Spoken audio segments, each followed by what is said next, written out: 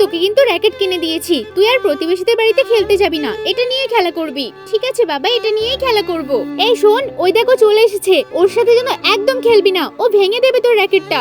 Uncle, ওই দিন ভুল করে ফুটবলটা ছিঁড়ে ফেলেছিলাম, এগুলো ভাঙবো না। বাবা দাও না একসাথে খেলতে, কি এমন হয়ে যাবে। ঠিক আছে আজকের মতো খেলতে দিচ্ছি, যদি কিছু হয়েছে না খবর আছে তোদের। তাহলে ভাই তুমি সামনে দাঁড়াও আর আমি এখানে দাঁড়াচ্ছি, প্রথম ককটা কিন্তু আমিই মারবো। এই যে আমি মেরে দিলাম, এই রে ভেঙে গেল। এখন কি হবে? তোর বাবা তো আমাকে অনেক বকাবকি করবে। তুই সত্যি সত্যি আজকে ভেঙে দিলি, আমি তো আমার বাবাকে বলে দেব। দেখ তুই বলিস না, আমার মাথায় একটা বুদ্ধি আছে, তুই তোর বাবাকে আগে ডেকে নিয়ে আয়। ঠিক আছে আমি ডাকতে যাচ্ছি।